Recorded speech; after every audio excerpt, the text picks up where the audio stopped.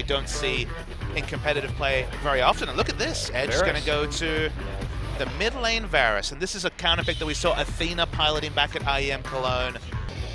I don't know if I agree with this draft for this particular team, Baba Smith. Look, maybe CJ woke up and thought it was opposite day in Monte Cristo, because they're going to need to do that. They need to control structures. They need to control objectives. Otherwise, the late game's looking pretty damn painful. LPL's been on 6.1 until this week.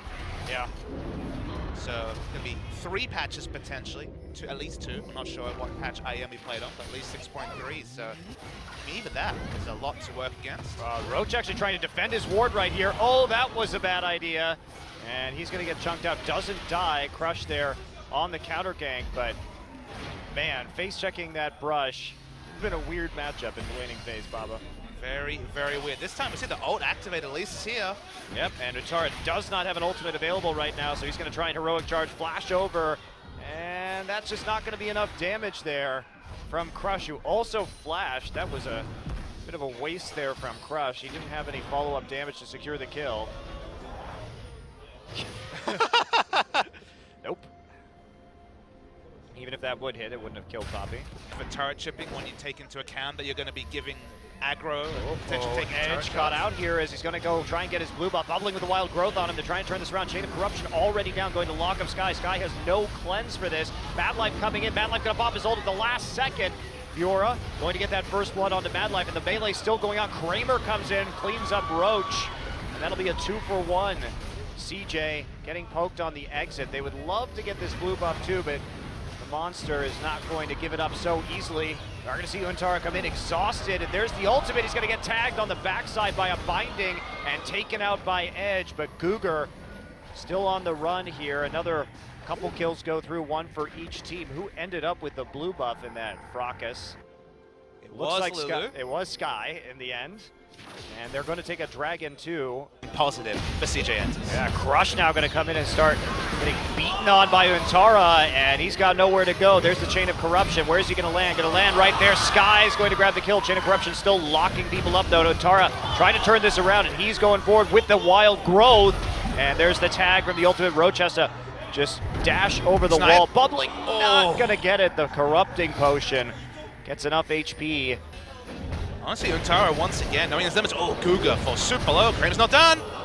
Just misses on the rocket.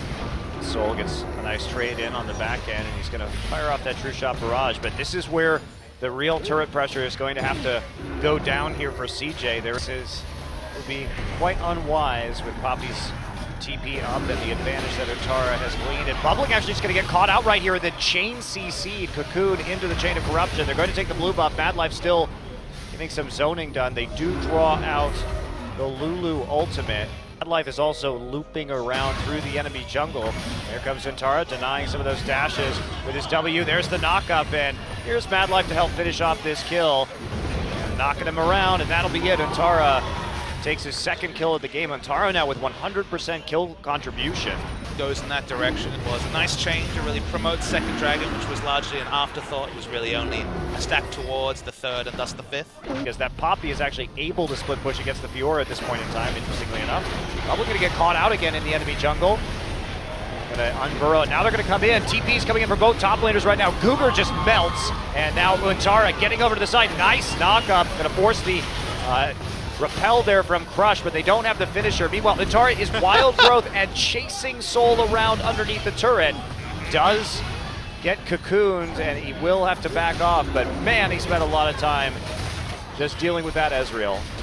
But largely goes well, but not actually finishing off the kills. That was such a good flash from Untara. It was smooth. It looked like one motion. I was like, how did he get over there? Because it looked like he just heroic charged, but that was some really nice Poppy mechanics. Playing Maokai only, and this is where we've come with him already. Fun to watch him play.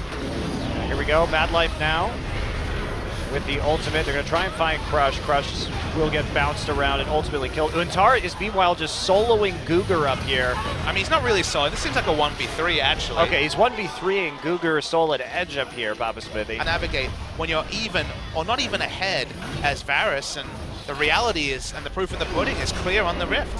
Yep, and they will take the Baron here in 28 minutes. With the exception of pushing down that top lane tier 1, it's been pretty smooth sailing. Untara really gives no cares about anything. Why should he?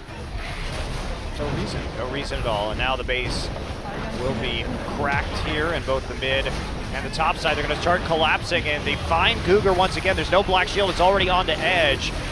Just disengage with their ultimates. Madlife is eventually going to die right here. Gets a little bit too far forward and hesitates before using his ultimate, but that means CJE ENTUS should have some time to clear out an inhibitor. No, it looks like they're going to retreat before they can get one. Untara, Sky too low, and there's the Fiora coming in from the side with the home guard flank teleport. But Untara is here to protect Sky with that W. Oh my, the damage from Kramer is ridiculous. Now Untara decides to re-engage, but they do pop that ultimate from Fiora as they take down Kramer want to be? Untara, and yeah, they gotta go. It's not a flame horizon, but when we're talking about pressure, the amount of pressure Untara can solo put on this squishy, backline, poke-focused Kongdoo monster lineup is just insane. That. Good times, great memories. So CJ just keeping up the siege, trying to take this third inhibitor. Siege J, they're here. How did you never come up with that one before? I don't know. You know, sometimes it takes a while.